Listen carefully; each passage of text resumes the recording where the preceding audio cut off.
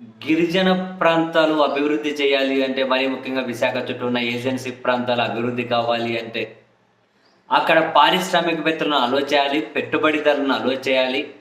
వాళ్ళైతే కోట్లకు కోట్ల పెట్టుబడులు పెట్టి ఆ ప్రాంతాలను అభివృద్ధి చేస్తారు. కోట్లకు కోట్లు ఈ గిరిజనులు ఏమైనా కనుక పెట్టుబడులు పెట్టగలుగుతారా?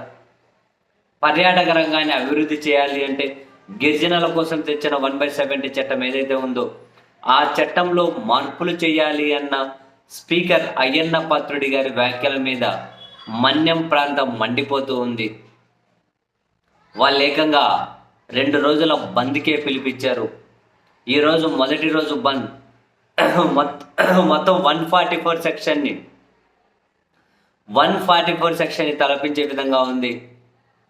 గూడాలన్నీ కూడా మొత్తం బోసిపోయి ఉన్నాయి.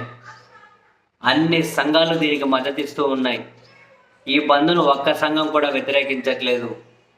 అయ్యన్న పాత్రుడి గారి వ్యాఖ్యల మీద వాళ్ళు మండిపడుతూ ఉన్నారు. ఆ తెలుగుదేశం ప్రభుత్వం అధికారంలోకి వచ్చిన తర్వాత గిరిజనులకు రక్షణ కవచంగా ఉన్న చట్టాలను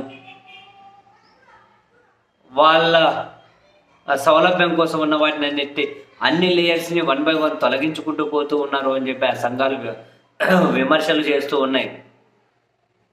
1/70 చట్టం అంటే గిరిజన ప్రాంతాల్లోని ఆస్తులపై గిరిజనులకే యాజమాన్య హక్కులు ఉండాలన్నది ఆ చట్టం యొక్క ప్రధాన ఉద్దేశం.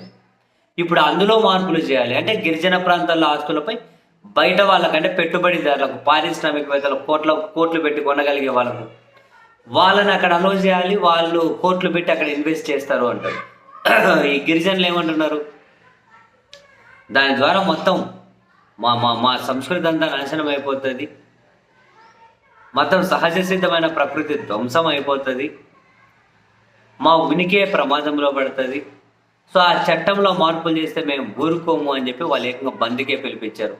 సో మన్యం మండుతూ ఉంటే ముఖ్యమంత్రి చంద్రబాబు నాయుడు గారు దాన్ని ఆర్పే ప్రయత్నం చేశారు.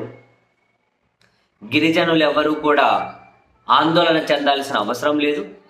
1/70 చట్టంలో మేమేమీ మార్పులు చేయడం లేదు.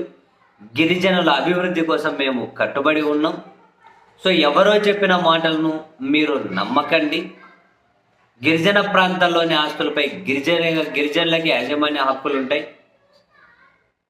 సో మీ అభివృద్ధికి మా ప్రభుత్వం కట్టుబడి ఉంది.